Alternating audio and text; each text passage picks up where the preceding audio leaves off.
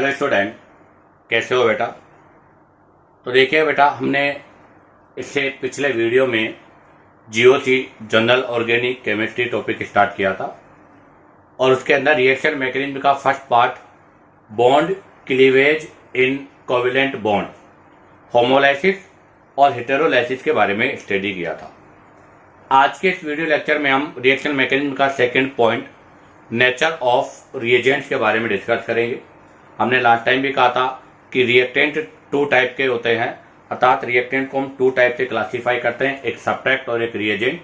तो आज के इस वीडियो लेक्चर में हम नेचर ऑफ रिएजेंट्स के बारे में डिस्कस कर रहे हैं।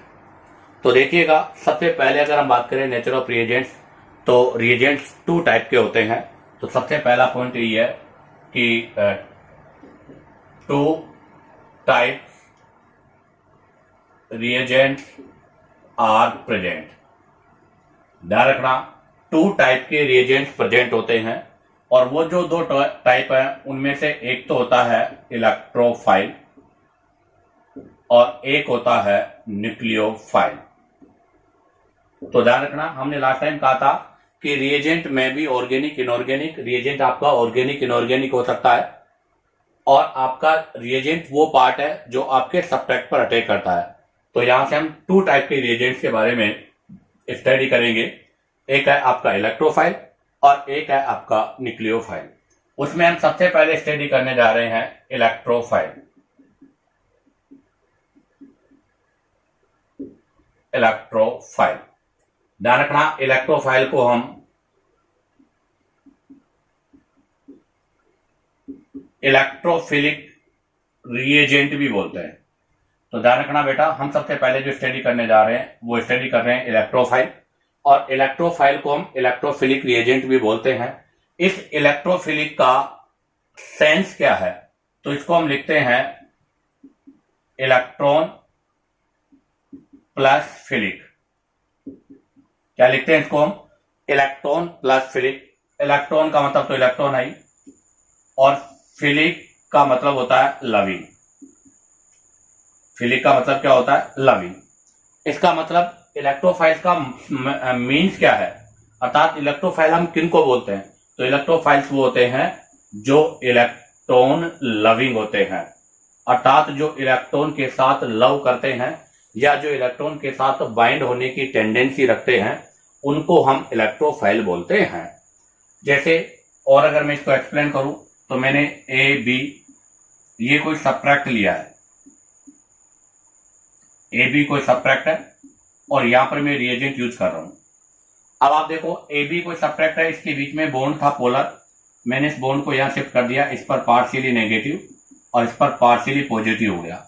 और अगर ये रिएजेंट इस नेगेटिव वाले पर अटैक करता है तो ऐसे रिएजेंट को हम क्या बोलते हैं? इलेक्ट्रोफाइल बोलते हैं। इस रिएजेंट को हम क्या बोलते हैं बेटा? इलेक्ट्रोफाइल बोलते हैं। इसका मतलब इलेक्ट्रोफाइल का डेफिनेशन क्या हुआ? तो इलेक्ट्रोफाइल का डेफिनेशन ये हो गया कि the reagent which attack negative part of the subtract in A reaction.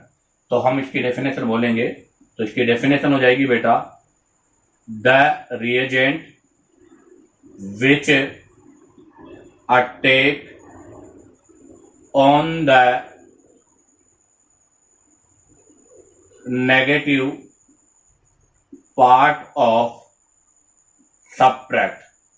एक आपका जो सब्ट्रैक्ट है, यह सब्ट्रैक्ट है, इस सब्ट्रैक्ट के नेगेटिव पार्ट पर, इस सब्ट्रैक्ट के नेगेटिव पार्ट पर जो रिएजेंट अटैक करता है, उस रिएजेंट को हम क्या बोलते हैं बेटा? इलेक्ट्रोफाइल बोलते हैं। तो क्लियर सी ये बात है, क्योंकि इलेक्ट्रोफाइल में इलेक्ट्रॉन लविंग है, तो ये वहां जाकर अटैक करेगा जहां पर इलेक्ट्रॉन डेंसिटी मोर होगी, और इलेक्ट्रॉन डेंसिटी का मतलब है नेगेटिव चार्ज। और ऐसी रिएक्शंस को हम क्या बोलते हैं? Electrophilic reactions. तो एक चीज मैं क्लियर कर दूं, and those reactions are known as electrophilic reaction. और जिस रिएक्शन के अंदर इलेक्ट्रोफाइल अटैक करता है उन्हें ही हम इलेक्ट्रोफिलिक रिएक्शन भी बोलते हैं। तो ध्यान दे बेटा, इलेक्ट्रोफाइल का मतलब है इलेक्ट्रोफिलिक रिएजेंट, अर्थात इलेक्ट्रॉन के साथ लव करने वाला रिएजेंट, या रिएजेंट का मतलब किसी भी रिएक्शन में रिएजेंट जो सब्सट्रेट के नेगेटिव पार्ट पर अटैक करता है उसको हम इलेक्ट्रोफाइल बोलते हैं। अब आप चाहो तो यहां से इसका स्क्रीनशॉट ले लीजिएगा।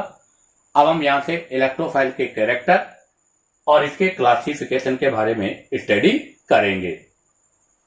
तो देखिएगा, अब हम इलेक्ट्रोफाइल के कैरेक्टर्स और उसके क्लासिफिकेशन के बारे में स्टडी करेंगे।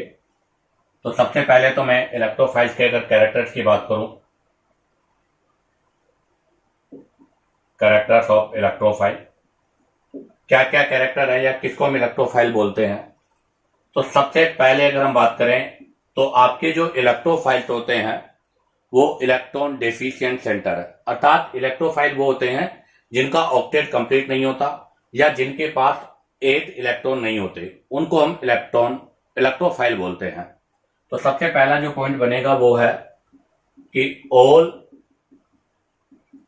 Electrophile electron deficient in nature.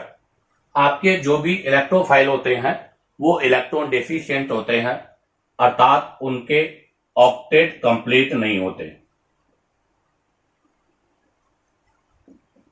उनका ऑक्टेट कंप्लीट नहीं होता।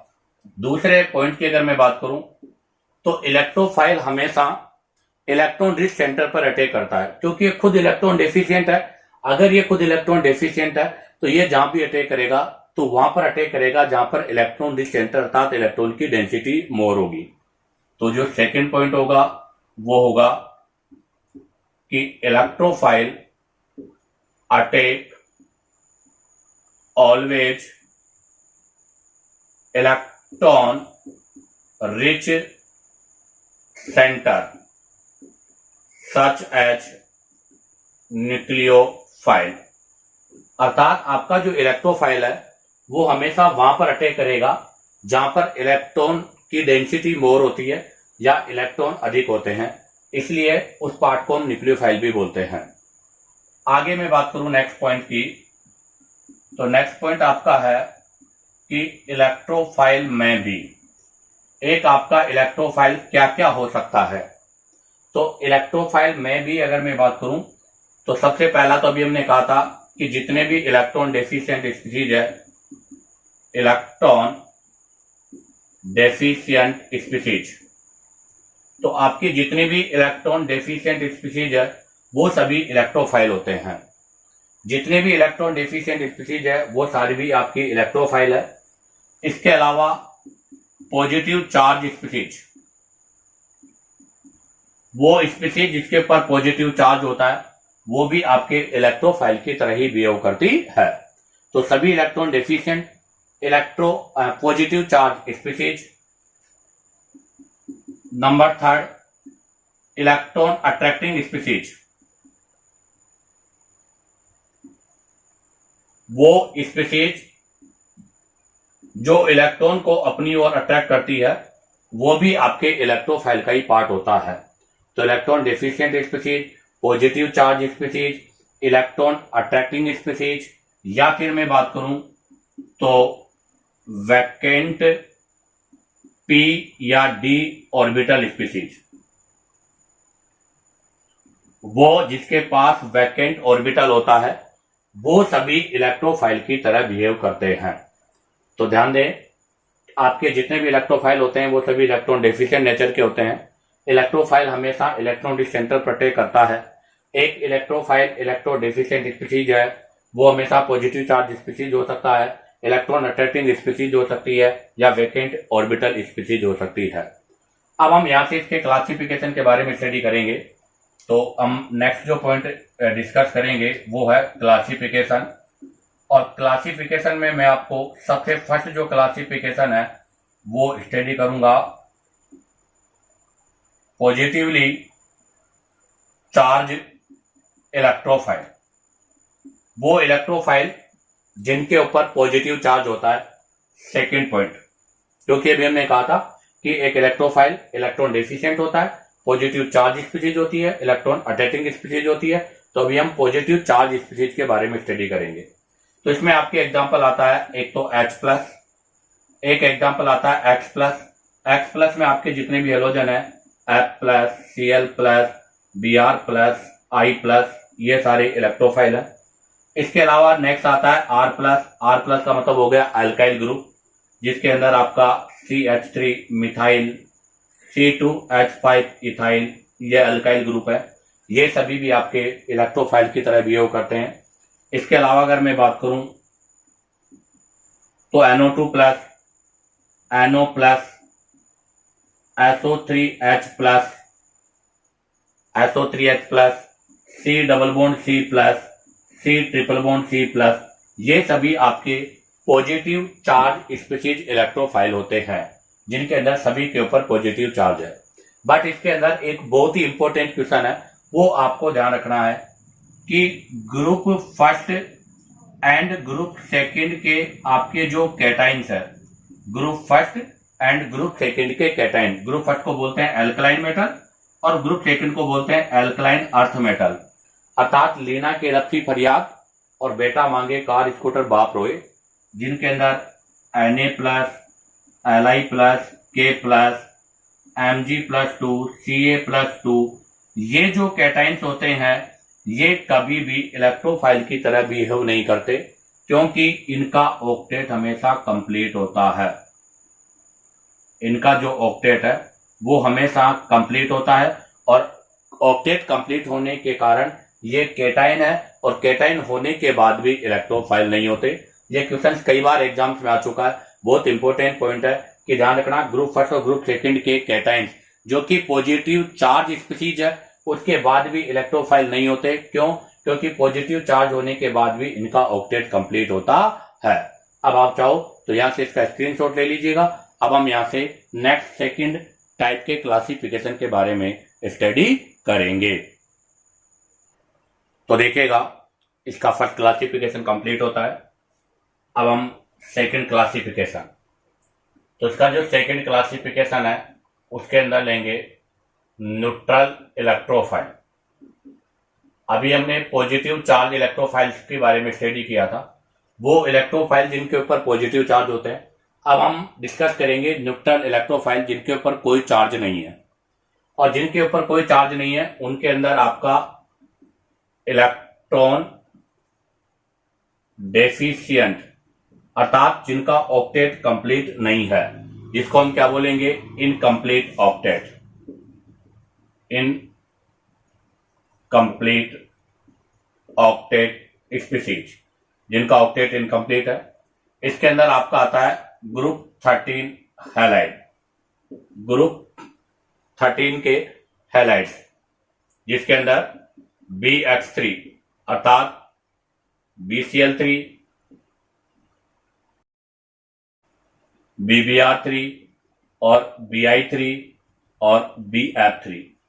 क्योंकि आप देखिएगा ग्रुप 13 के अंदर इसके आउटर मोड सेल में 3 इलेक्ट्रॉन होंगे, 3 इसके साथ वैलेंसी अटैच होगी, तो इनके पास आउटर मोड सेल में केवल 6 इलेक्ट्रॉन होते हैं, और इनके आउटर मोड सेल में 6 इलेक्ट्रॉन होने की वजह से ये इलेक्ट्रॉन डेफिशिएंट है, इनका ऑक्टेट इनकम्प्लीट है, और ऑक्टेट इनकम्प्लीट होने की वजह से ये इलेक्ट्रोफाइल की तरह बिहेव करते हैं।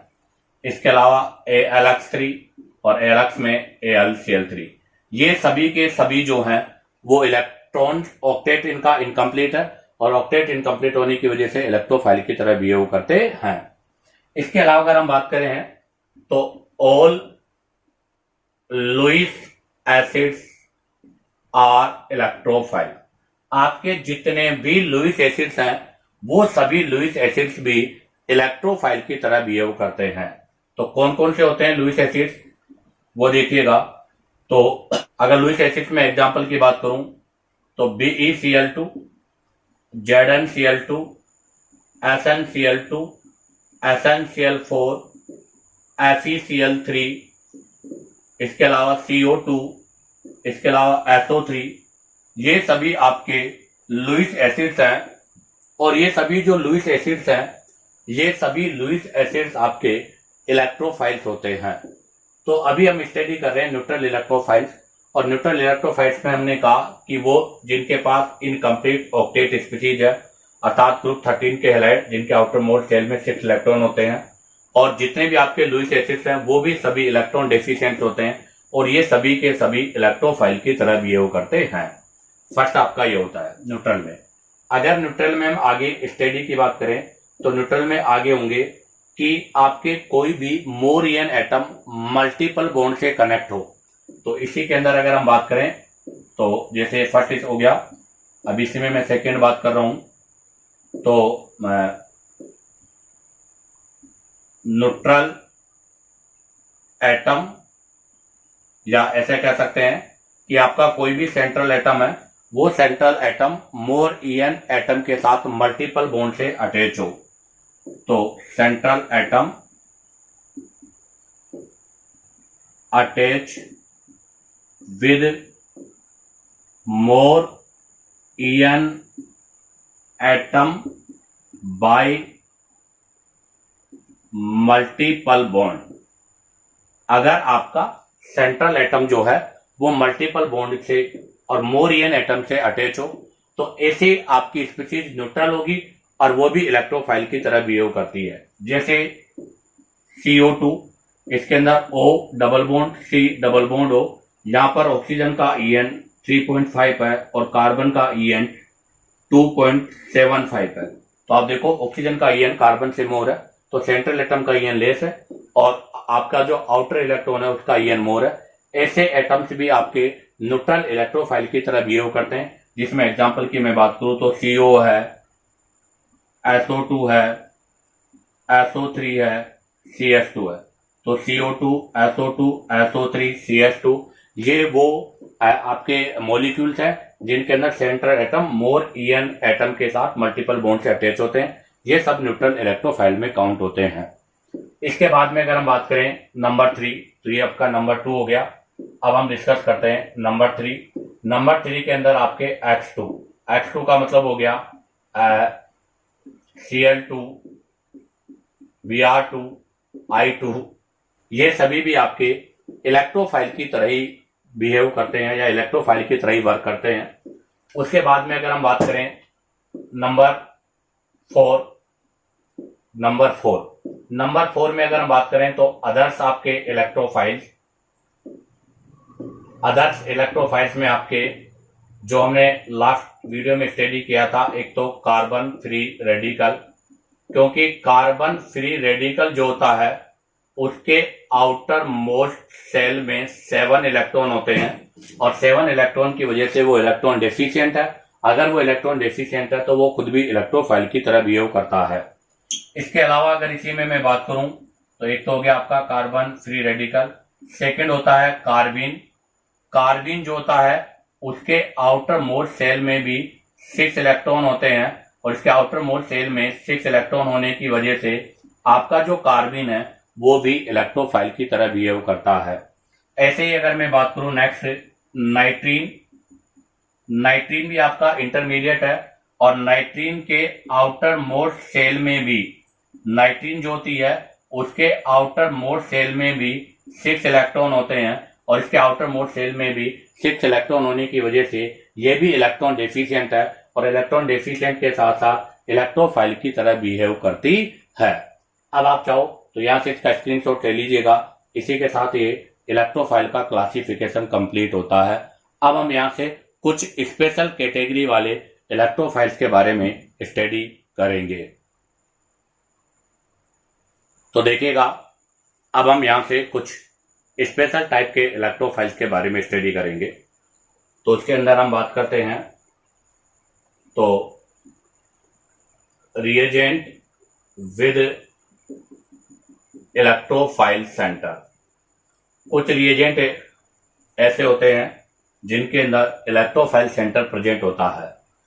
जैसे सबसे फर्स्ट अगर मैं बात करूं HX, और HX का मतलब हो गया एसिड हैलाइड। जब इनका डिस्टोर्शन करते हैं तो H+X- ऑक्टेन होता है, जहां पर H+ इलेक्ट्रोफाइल की तरह टे करता है। और एग्जाम्पल की बात करूं तो सबसे बेटर आयोडाइड, ब्रोमाइड और उसके बाद में क्लोराइड। तो जितने भी आपके एसिड हैलाइड है, आयोडाइड, ब्रोमाइड, क्लोराइड, ये सब इलेक्ट्रोफाइल की तरह बिहेव करते हैं जिनके अंदर H+ इलेक्ट्रोफाइल है। नंबर 2 HOX, इनको बोलते हैं हाइपोहैलाइड। क्या बोलते हैं इनको हम? हाइपोहैलाइड। और जब इनका डिसोसिएशन करते हैं तो OH माइनस और X प्लस, यहाँ पर X प्लस इलेक्ट्रोफाइल की तरह वर्क करता है। अगर इसमें हम एग्जाम्पल की बात करें तो इसमें भी वही एग्जाम्पल HOI, HOBr और HOCl, यहाँ पर आयोडाइड, ब्रोमाइड और क्लोराइड इलेक्ट्रोफाइल की तरह बिहेव करते हैं। HOF भी यहाँ हम यूज नहीं करते क्योंकि इसका फॉर्मेशन पॉसिबल नहीं है। नेक्स्ट नंबर लेते हैं C, X डैश। X और X डैश को हम बोलते हैं इंटर हेलोजन। इनको क्या बोलते हैं हम? Inter halogen compound. और इंटर हेलोजन जो कंपाउंड होते हैं इनके अंदर जब हम उनका डिसोसिएशन करेंगे तो उनके डिसोसिएशन में X प्लस और X डैश माइनस में होगा। आपका जो X इलेक्ट्रोफाइल की तरह बिहेव कर रहा है ये लार्जर इन साइज होगा और इसकी जो इलेक्ट्रोनेगेटिविटी होगी वो लेस होगी, इसलिए ये इलेक्ट्रोफाइल की तरह बिहेव करता है। और ये जो पार्ट है डैश वाला ये स्मॉलर इन साइज होगा और स्मॉलर इन साइज होने की वजह से इनका जो EN है वो मोर होगा और मोर EN होने की वजह से ये इलेक्ट्रोफाइल नहीं न्यूक्लियोफाइल की तरह बिहेव करते हैं। अगर मैं इसमें एग्जाम्पल की बात करूं तो इसके एग्जाम्पल हो गए ICl, एक एग्जाम्पल हो जाएगा आपका BrCl और एक एग्जाम्पल हो जाएगा आपका IBr। ये इंटरहेलोजन कंपाउंड है जिनके अंदर आपका आयोडाइड, यहाँ पर ब्रोमाइड और यहाँ पर आयोडाइड इलेक्ट्रोफाइल की तरह बिहेव करते हैं और इनके अंदर आयोडाइड बेटर इलेक्ट्रोफाइल है। नेक्स्ट अगर हम बात करें number point D, number D में अगर हम बात करते हैं NOx, आपका जो NOx है इस NOx में जब इसका डिसोसिएशन करेंगे तो N double bond O plus X, तो X माइनस होता है और नाइट्रोजन पर पॉजिटिव है और नाइट्रोजन पर पॉजिटिव है तो ये पार्ट आपका इलेक्ट्रोफाइल की तरह बिहेव करता है। जिसके अंदर एग्जाम्पल की बात करूं मैं तो NOCl, NOBr और एक आपका हो जाएगा NOI, जहां पर आपका नाइट्रोजन वाला जो पार्ट है वो इलेक्ट्रोफाइल की तरह बिहेव करता है। इसी के साथ आपका ये इलेक्ट्रोफाइल का जो पॉइंट है वो कंप्लीट होता है। अब हम यहां से न्यूक्लियोफाइल के बारे में स्टडी करेंगे। अब हम यहां से स्टडी करेंगे न्यूक्लियोफाइल के बारे में जो कि इलेक्ट्रोफाइल का जस्ट अपोजिट है। तो अब हम स्टडी कर रहे हैं B पॉइंट, न्यूक्लियोफाइल। तो न्यूक्लियोफाइल जो होते हैं इनको हम न्यूक्लियोफिलिक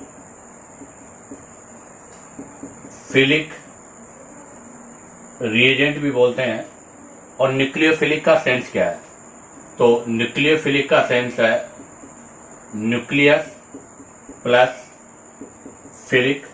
न्यूक्लियस का मतलब हो गया आपका प्रोटॉन और फिलिक का मतलब हो गया लविंग, अर्थात ये प्रोटॉन लविंग होते हैं, जबकि इलेक्ट्रोफाइल इलेक्ट्रॉन लविंग होते हैं, जबकि न्यूक्लियोफाइल जो होते हैं वो प्रोटॉन लविंग होते हैं।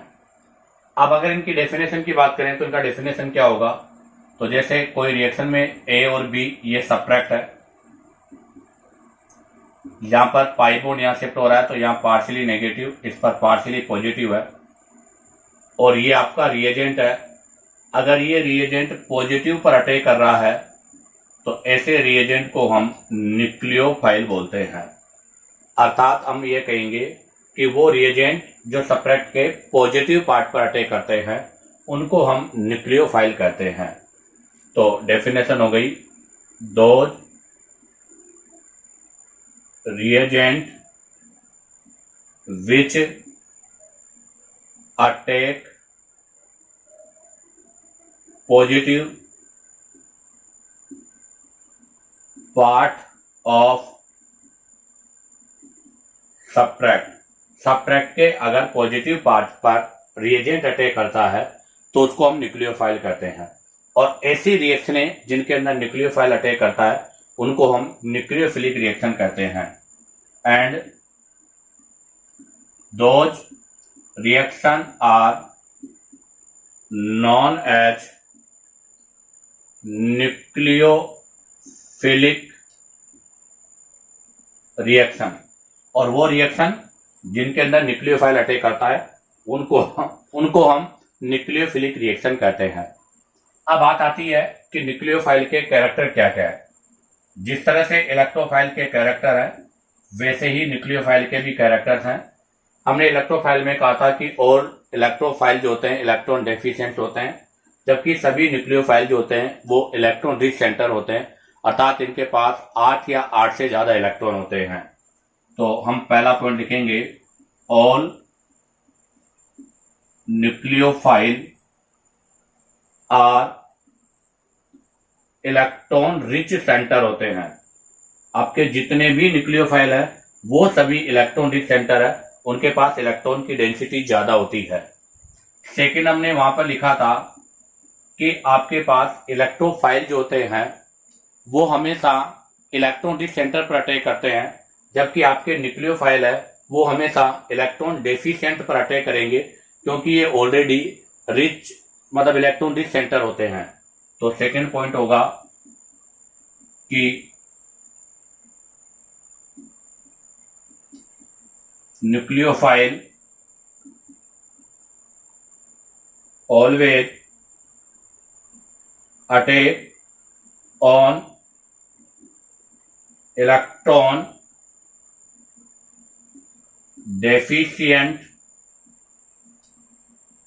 सेंटर सच एज इलेक्ट्रोफाइल, अर्थात न्यूक्लियोफाइल हमेशा वहां पर अटैक करेंगे जहां पर इलेक्ट्रॉन डेफिशिएंट सेंटर होता है या जहां पर इलेक्ट्रॉन की डेफिशिएंसी होते हैं, तभी तो इनको हम न्यूक्लियोफाइल बोलते हैं।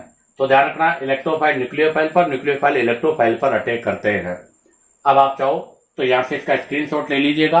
अब हम यहां से एक न्यूक्लियोफाइल क्या क्या हो सकता है उसके बारे में और उसके क्लासिफिकेशन के बारे में स्टडी करेंगे। तो अब हम यहां से स्टडी करेंगे कि एक न्यूक्लियोफाइल क्या क्या हो सकता है। तो अगर हम बात करें तो न्यूक्लियोफाइल में भी एक न्यूक्लियोफाइल जो होता है वो क्या क्या हो सकता है। तो न्यूक्लियोफाइल में है all electron rich centre, all electron rich centre, वहां हमने लिखा था इलेक्ट्रॉन डेफिशिएंट या और इलेक्ट्रॉन रिच सेंटर जिनके आउटर मोर शेल में 8 या मोर देन 8 इलेक्ट्रॉन होते हैं, जिनके आउटर मोर शेल में 8 या मोर देन 8 इलेक्ट्रॉन होते हैं, वो सभी न्यूक्लियोफाइल की तरह बिहेव करते हैं। तो ऑल इलेक्ट्रॉन रिच सेंटर जो होंगे वो आपके न्यूक्लियोफाइल होते हैं। सेकेंड अगर मैं बात करूं तो नेगेटिव चार्ज स्पीसीज, जो स्पीसीज नेगेटिव चार्ज वाली होती है वो भी आपके न्यूक्लियोफाइल की तरह ही बिहेव करती है। नेक्स्ट अगर मैं बात करूं तो lone pair containing species, lone pair containing species जो होती है वो भी आपके न्यूक्लियोफाइल की तरह बिहेव होती है। और अगर मैं नेक्स्ट बात करूं तो न्यूक्लियस अट्रैक्टिंग स्पीसीज, तो वो स्पीसीज जो इलेक्ट्रॉन रिच सेंटर वाली होती है, जिनके अंदर नेगेटिव चार्ज होता है, जिनके अंदर लोन पेयर कंटेनिंग स्पीसीज होती है, या जो न्यूक्लियस के अट्रैक्टिंग होते हैं, ये सभी हमेशा न्यूक्लियोफाइल का ही पार्ट होते हैं। अब हम यहां से क्लासिफिकेशन ऑफ न्यूक्लियोफाइल के बारे में डिस्कस करेंगे। तो इसका हम सबसे पहले क्लासिफिकेशन स्टडी कर रहे हैं, और क्लासिफिकेशन में सबसे पहला नेगेटिव चार्ज स्पीसीज, वो जिनके ऊपर नेगेटिव चार्ज होता है वो सभी आपके न्यूक्लियोफाइल की तरह बिहेव करते हैं। जैसे एग्जांपल की अगर मैं बात करूं तो H minus, Cn minus, SH minus,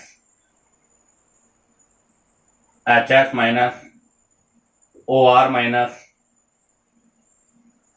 इसके अलावा अगर बात करें तो X माइनस, अर्थात F minus, Cl minus, Br minus, I minus.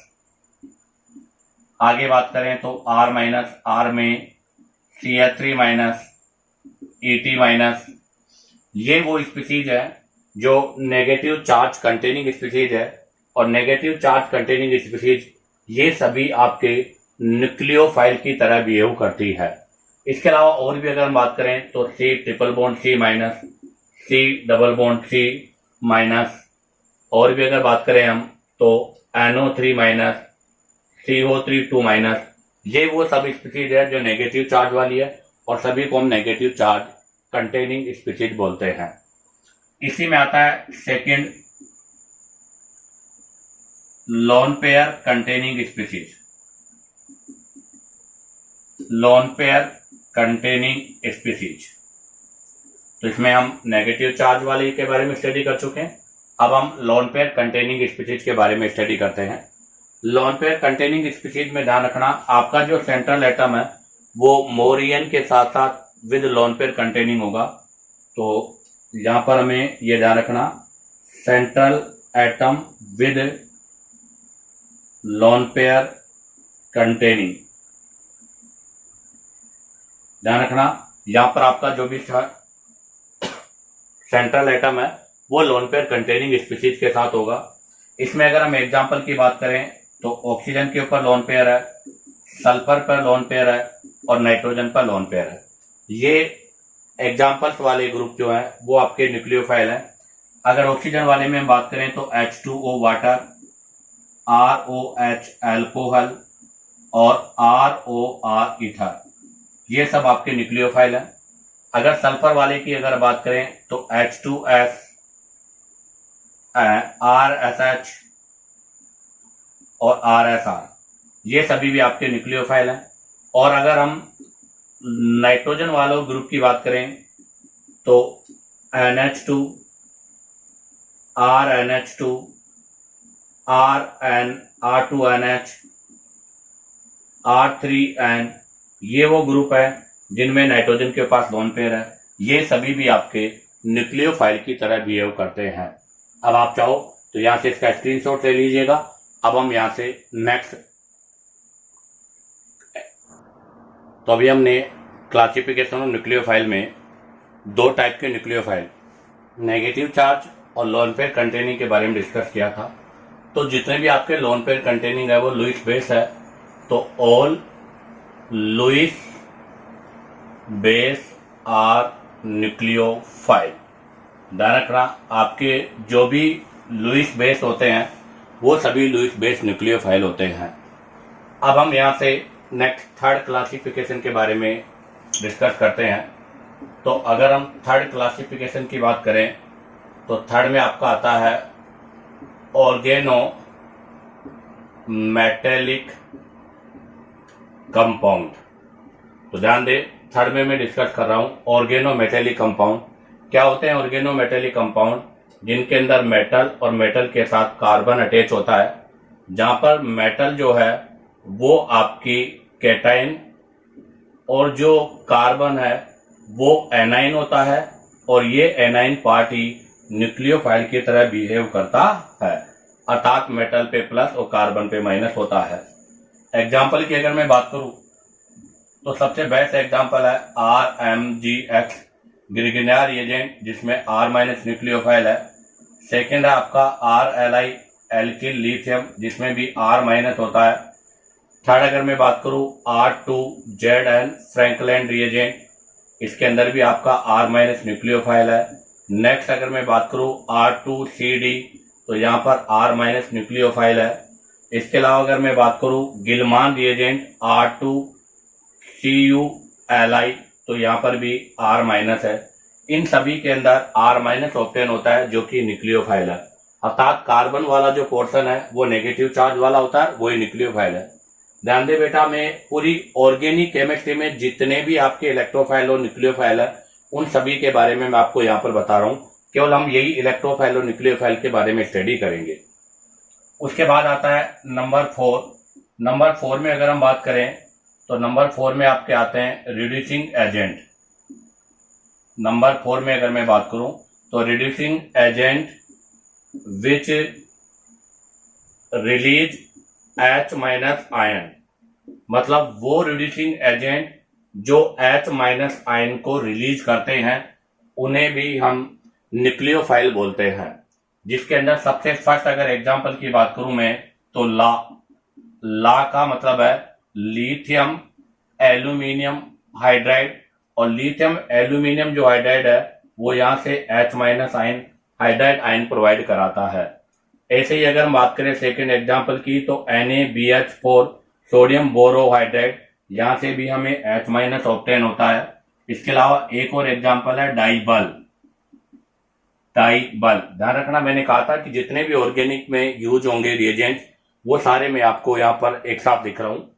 डाइबल di iso butyl aluminium hydride. ध्यान रखना, डाइबल एच का मतलब है di iso butyl aluminium hydride, और ये भी हमें H- प्रोवाइड करता है जो कि न्यूक्लियोफाइल की तरह बिहेव करता है। अब आता है नेक्स्ट नंबर 5। नंबर 5 में आपके आता है pi electron density containing species. वो स्पीशीज जिनके पास पाई इलेक्ट्रॉन डेंसिटी होती है वो भी अपना पाई बॉन्ड देकर इलेक्ट्रॉन की तरह बिहेव करते हैं, अर्थात इलेक्ट्रॉन डोनर की तरह बिहेव करते हैं। जैसे एग्जांपल के लिए मैं बात करूं तो सबसे पहला एग्जांपल है एल्कीन। एल्कीन में ये पाई बॉन्ड है और ये पाई बॉन्ड अपना इलेक्ट्रॉन डोनेट करके न्यूक्लियोफाइल की तरह बिहेव करता है। सेकंड है एल्काइन। एल्काइन में भी आपके पास 2 पाई बॉन्ड है। उसके बाद में नेक्स्ट है एल्काडाइन। ये एल्काडाइन है, ये सभी आपके pi electron density containing species है। इसके अलावा अगर मैं बात करूं तो बेंजीन। ध्यान रखना, बेंजीन में भी पाई इलेक्ट्रॉन डेंसिटी मोर होती है, तो ये भी आपके न्यूक्लियोफाइल की तरह बिहेव करते हैं। इसी के साथ आपका ये न्यूक्लियोफाइल का क्लासिफिकेशन कंप्लीट होता है। अब आप चाहो तो यहाँ से इसका स्क्रीनशॉट ले लीजिएगा। अब हम यहाँ से कुछ स्पेशल टाइप के रिएजेंट्स के बारे में स्टडी करेंगे। तो अभी हमने न्यूक्लियोफाइल के क्लासिफिकेशन के बारे में स्टडी किया था। अब हम यहाँ से एक स्पेशल टाइप के न्यूक्लियोफाइल के बारे में स्टडी करेंगे। तो अब हम यहाँ से नेक्स्ट न्यूक्लियोफाइल के बारे में स्टडी कर रहे हैं, जिसको बोलते हैं एम्बीडेंट न्यूक्लियोफाइल। क्या बोलेंगे बेटा उसको हम बोलते हैं एम्बीडेंट न्यूक्लियोफाइल। क्या होते हैं एम्बीडेंट न्यूक्लियोफाइल? वो न्यूक्लियोफाइल जिनके अंदर 2 साइड इलेक्ट्रॉनिक सेंटर का काम करती है, जिनमें से एक न्यूट्रल होती है और एक आपकी चार्ज होती है। तो इसकी डेफिनेशन हो जाएगी those nucleophile which have 2 sides of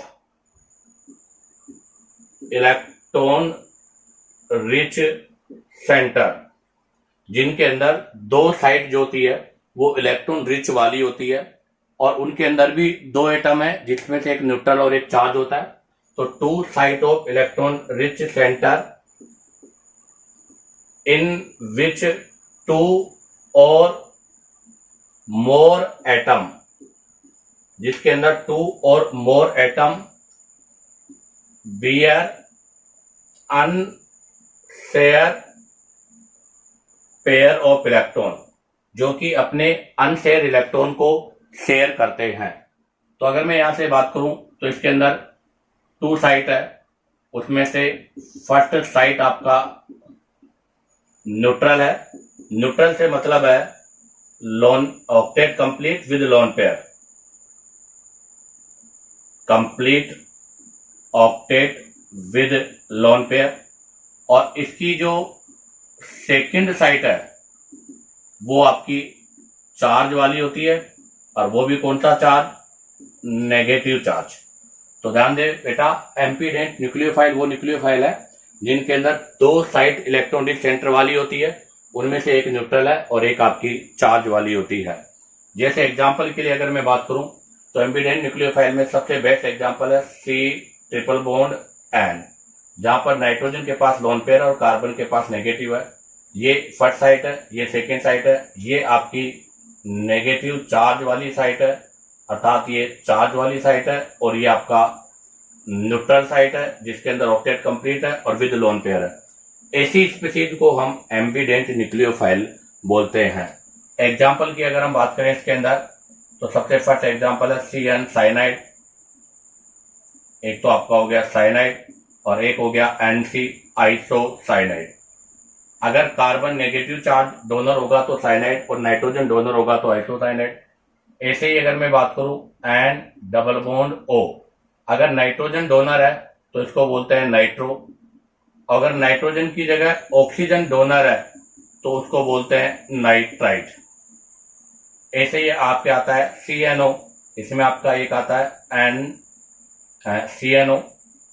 CNO।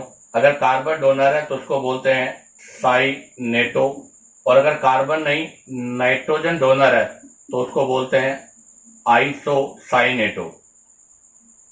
क्या बोलते हैं उसको? आइसोसाइनेटो।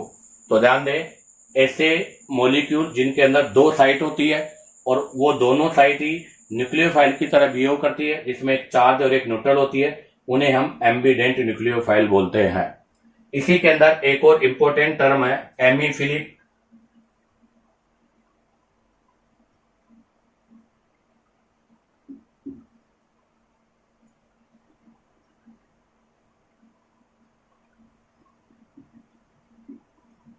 एमीफिलिक क्या होता है? एमीफिलिक का मतलब, एमीफिलिक का मतलब है कि आपके जो पोलराइजिंग फंक्शनल ग्रुप है, जिनके अंदर कार्बन मोर ईएन के साथ मल्टीपल बॉन्ड से अटैच होता है, वो इलेक्ट्रोफाइल के साथ साथ न्यूक्लियोफाइल की तरह भी बिहेव करता है।